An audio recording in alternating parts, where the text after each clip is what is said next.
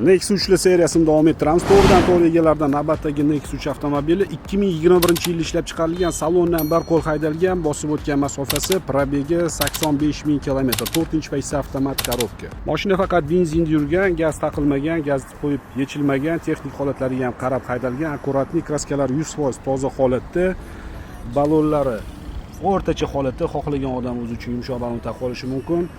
Kuzov tekis holatda, qirilgan, sirilgan joylari yo'q. Salon qismiga keladigan bo'lsak, akkuratni salon, plastmassalar qirilib ketmagan, eski chexol poligi bor, rul holatlari ham yaxshi turibdi, shtatniy magnitofonda.